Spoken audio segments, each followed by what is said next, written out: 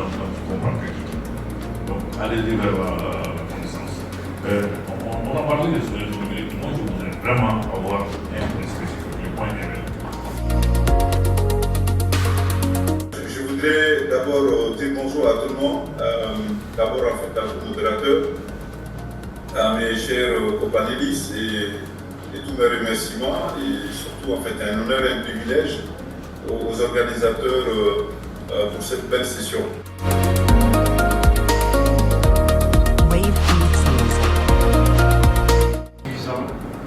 Sur tout le plan, il faut repenser pratiquement tout ce que nous avons fait pour avoir la même mise.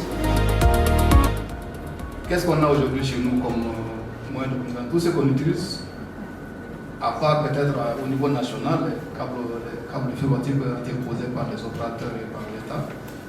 Sinon, toutes nos communications sortent par des câbles sous-marins qui ne nous appartiennent pas.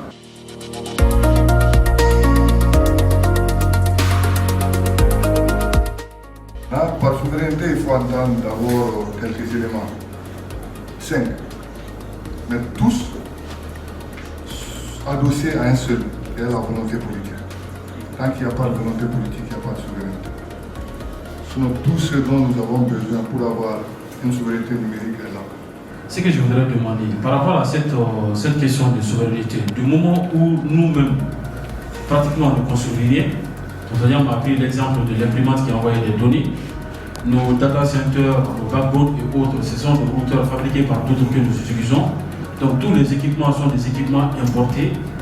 Moi je me pose souvent la question du moment où déjà il y a cette problématique, est-ce que réellement on peut aller vers une souveraineté numérique? Imaginez pour ceux qui connaissent Bancas, une femme qui a été battue par son mari, mais il fallait faire l'échographie pour voir sur l'enfant, la position de l'enfant. Mais...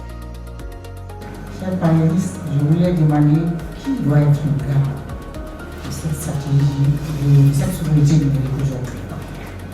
Pour que cette personne puisse, cette structure ou cette institution puisse prendre le flambeau et libérer tout le monde autour d'elle.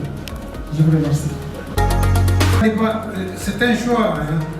C'est un choix politique à mon avis, hein. Mais ça renvoie aussi garant ne veut pas dire qui est responsable de tout.